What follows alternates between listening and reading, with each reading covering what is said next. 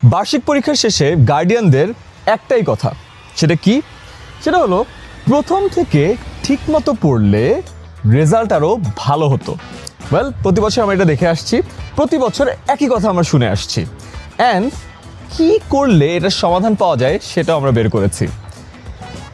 এই চক্করে যদি আমরা না পড়তে চাই তাহলে সিম্পল একটা কাজ করতে হবে, সেটা হলো অনলাইন ব্যাচ ক্লাস 6 to 10 আমরা একটা প্রসেস ফলো করি, সিলেবাস ফোকাস পদ্ধতি। প্রশ্ন আসতে পারে এই পদ্ধতিটা আসলে কি? সিম্পলি দুটো সাবজেক্ট দিয়ে বলি, ম্যাথস অ্যান্ড ইংলিশ। আমরা ইংলিশের প্রতিটা লাইন বাই লাইন অনুবাদ করে বুঝিয়ে দিই এবং অনুশীলনের সকল সমাধান করে দিই। ম্যাথসেও ফার্স্টে থিওরিটা বুঝাই, অঙ্কর একেবারে সমাধানের যা যা কিছু দরকার সূত্র আছে সব বুঝিয়ে দিই, এরপরে অনুশীলনের প্রতিটা প্রশ্ন সমাধান করে দিই। এর ফলে কি হয়?